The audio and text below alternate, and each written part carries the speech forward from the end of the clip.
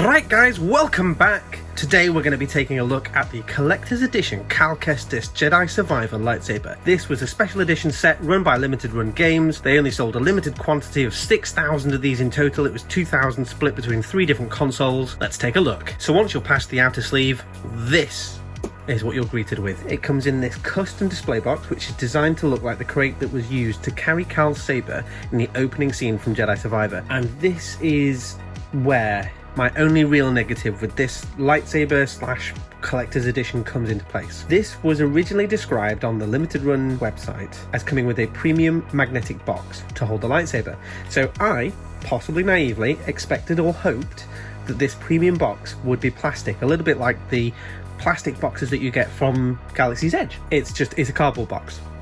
Premium cardboard, so fancy cardboard, but it's cardboard. I've only put this in and out of the sleeve a handful of times now. It's actually causing damage to this packaging, and this is where my greatest fear, and that sounds pathetic given that I'm talking about a cardboard box, but this is where my fear comes in with this. So it's not going to take very much for this to take a battering. The corners could start to soften, but in particular, I'm worried about the interior. So, since we're talking about the interior, this is what that looks like. You know, nice enough design. Again, they have gone for the, you know, decent enough artwork, but it's around where the saber goes in and out. And I've taken this out a handful of times, but you can already start to see where the cardboard's starting to get a little bit worn.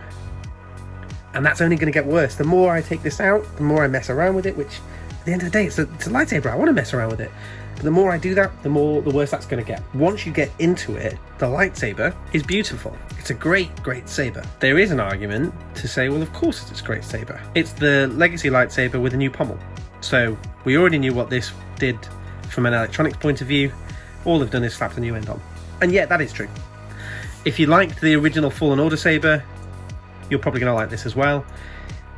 And in reality, the pre-order cost, which was I think $299, is not that much more than you're going to pay for one of the ordinary Legacy lightsabers. So for what is effectively a limited edition, it's okay. So this is a sticker, don't worry about that. I'll take that off at some point.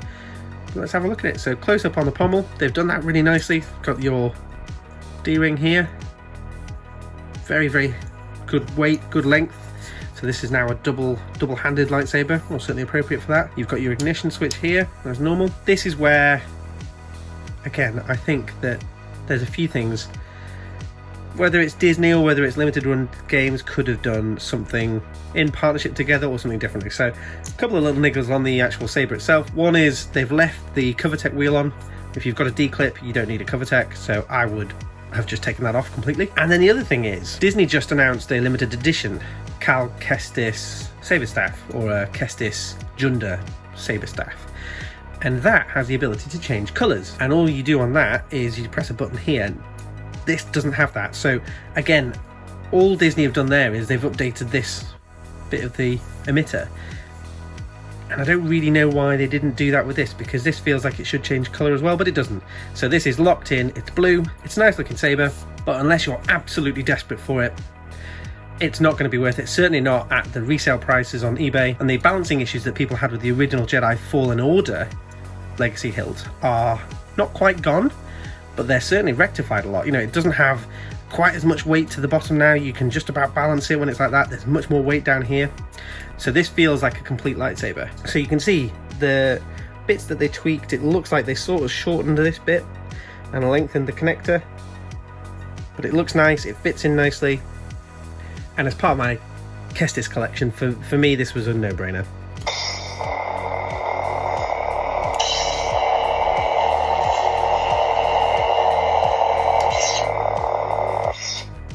Literally no change. No change whatsoever. And then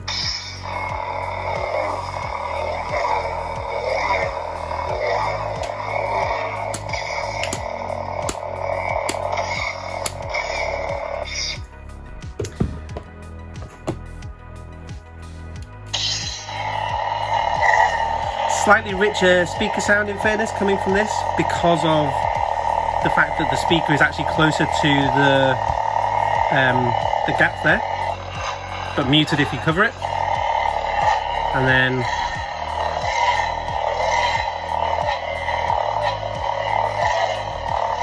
So it is picking them up, but there's just no change. And then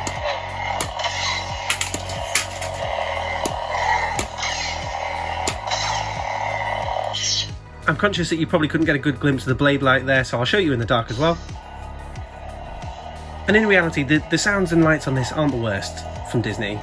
If you're buying a Legacy lightsaber, you're not expecting it to have smooth swing or anything like that. They could have done something different. They could have updated it. It's been a couple of years since they brought out the original Cal saber. They could have added the colour change functionality to it. That would have been incredible. If you're worried that you really missed out with this, I have to say, no you didn't. Just go and pick up one of these. Go and pick up one of these. These are readily available on eBay and places like that, and they're pretty cheap. And you can get 2 of these and stick them together and make a Jaro Tapal lightsaber. Do I love this hilt? Yeah. It's just a shame about the box, and it's a shame that there's nothing else new about it. But there you go.